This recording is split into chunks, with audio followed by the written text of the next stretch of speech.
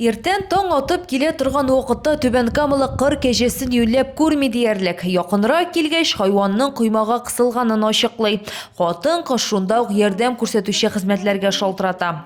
А я уж отгоняла собак и просила людей не подходить, потому что она очень сильно нервничала и сдирала. Вот у нее шкурка тут вылетала с нее. Мужчина выехал из гаража и первым делом он там не спросил, допустим, что случилось. Да, он подошел и начал снимать. Я, конечно, сделала ему замечание, но вот имеет место быть, что людям гораздо интереснее снять несчастный случай, нежели помочь. Кыр кәҗәсе бик курыккан була. Тибенә шуңа да аның аякларын бәйләп башына капчык кидерәләр. Хайванны коткарыр өчен койманың бер өлешен кисәргә туры килә.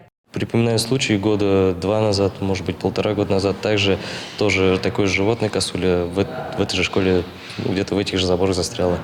Кыр кәҗәсенең шәһәргә килеп шулай бәләгә юлыгуында кыргый этләр гаепле булырга мөмкин дип белгечләр. Нишләп килгән ул монда шәһәргә? Аның причинасы дип уйлыйм мин, бродячий этләр, алар бөтен җирдә йөгереп йөриләр, промышленный зонада, аннары ул шәһәр кырылатып, җәнлекләрне эзләреннән табып, куып, менә шулай куып чыгаралар алар. Надо прогонять её. Она побежит, сейчас, подожди, ничего страшного. Ничего страшного, сейчас.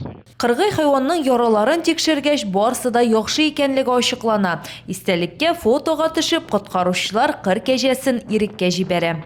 Рошния Сибатова, Айгөл Яблонская, Фәхри Исламов, НТР яңалыклары.